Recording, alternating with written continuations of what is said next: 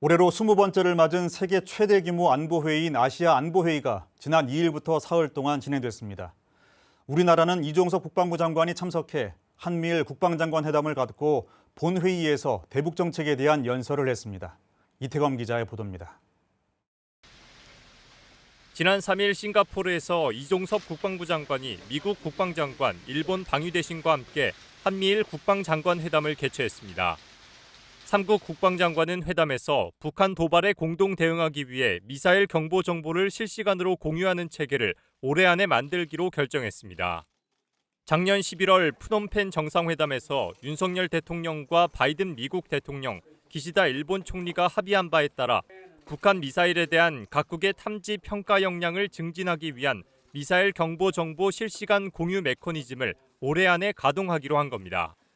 경보 정보 실시간 공유와 관련해서는 현재 한미 간 그리고 미일 간에 각각 운영 중에 있는 정보 공유 체계를 서로 연동시켜서 올해 내에 가동토록 하기로 했습니다. 이를 위해서 실무 협의를 조속히 시작하게 될 겁니다. 3국 국방장관은 최근 북한이 위성 명목으로 발사한 장거리 탄도미사일 천리마 1형 발사를 강력히 규탄하고 국제사회와 협력해 단호하게 대응해 나가기로 했습니다. 이 밖에도 해양 차단 훈련, 대해적 훈련 등 3국 연합훈련을 재개하고 북한의 위협 억제에 기여하는 대잠전 훈련과 해상 미사일 방어 훈련 등 방어적 훈련을 정례화하기로 약속했습니다. 회담이 끝나고 샹그릴라 대화 본회의에 참석한 이종섭 국방부 장관은 지역 긴장 해결을 주제로 10분간 연설을 했습니다. 최근 우리 정부가 한일 간 그리고 한미 간 안보 협력을 강화하고 있는 것도 고도화되는 북한의 핵미사일 위협으로부터 영내 자유와 평화를 지키기 위한 불가피한 조치인 것입니다.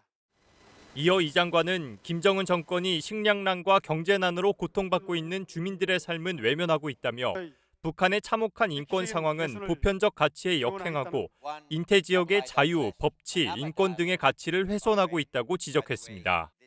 일부 국가들은 규칙 기반의 국제 질서를 위반하는 북한의 불법적 행태를 방기하고 있습니다.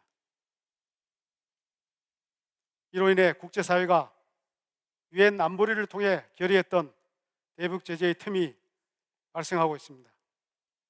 또한 일부 책임 있는 국가들의 반대로 인해 지난해 북한의 전례 없는 미사일 도발에도 불구하고 단 한 건의 유엔 안보리 결의도 채택하지 못했습니다. 끝으로 이 장관은 북한의 핵미사일 개발을 더 이상 방관하거나 옹호하는 것은 우리 스스로가 함께 지켜왔던 국제 질서에 반하는 것이라며 북한이 대화의 문을 열고 새로운 길을 선택할 수 있도록 국제사회가 힘을 모아달라고 촉구했습니다. 국방뉴스 이태검입니다.